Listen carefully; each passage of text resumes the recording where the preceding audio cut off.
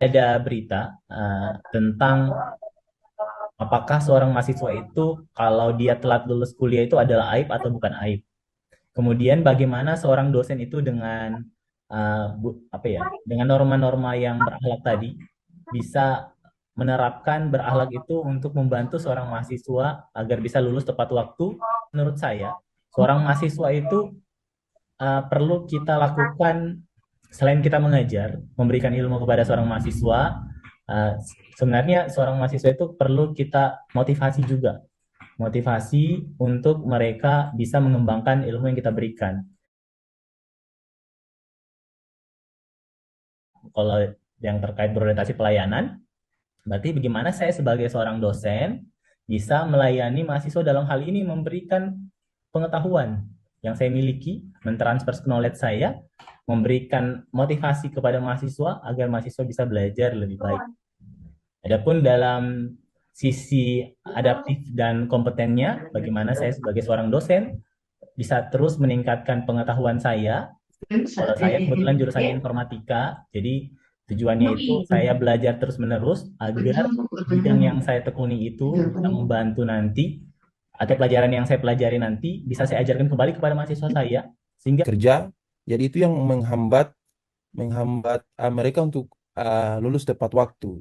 Tetapi mereka ya yang namanya lulus, mereka lulus tapi tidak di DO begitu. Jadi ada range-nya begitu dan mereka masuk. Jadi sebenarnya kita sebagai seorang dosen pengajar, jadi kita tidak tidak hanya untuk mengajar saja sebenarnya, saya sepakat tadi. Jadi kita harus membentuk juga karakter dari mahasiswa itu ya. Pola pikir dari mahasiswa itu jadi kita bentuk juga pola pikir dan kita bisa mentransfer ilmu kita dengan baik. Bukan hanya ini ya, jadi kita bisa arahkan mereka berwirausaha dan macam-macam ya supaya apa yang mereka cita-citakan itu bisa bisa tercapai juga ya. Saya kira akuntabel, bertanggung jawab atas tugas yang diberikan. Nah, bagaimana seorang dosen itu sekaligus sebagai penasehat akademik? Nah, selama ini yang kita lihat, apa yang terjadi di lingkungan kampus itu penasehat akademiknya tidak jalan. Artinya tugas yang diberikan atau tanggung jawab diberikan sebagai penasehat akademik itu hanya sekadar formalitas belaka.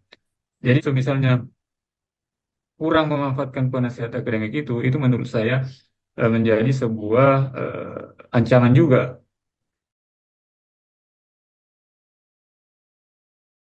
Mahasiswa yang memang eh, kesulitan mencari judul untuk tugas akhir itu dia akan tetap dibimbing untuk diarahkan eh, mencari judul. Nah, itu sebenarnya hal-hal yang perlu dilakukan sebagai dosen, apalagi sebagai pembimbing akademik ataupun nanti sebagai dosen pembimbing proposal skripsi. Salah satu tugas juga kita sebagai dosen apabila sudah ditunjuk sebagai pembimbing, mungkin kita bisa memberikan masukan-masukan, kita bisa menanyakan kepada mahasiswa itu apa sebenarnya keahlian dia.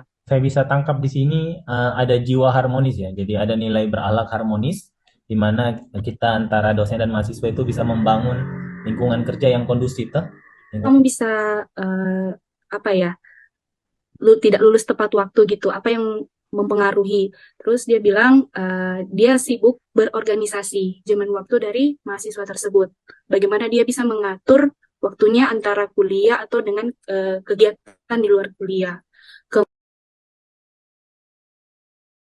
Kita sebagai seorang dosen sudah sering ya, kita mengikuti upacara bendera itu adalah salah satu bentuk loyal karena kita tetap ini ya, karena tidak semua ASN itu upacara bendera ya.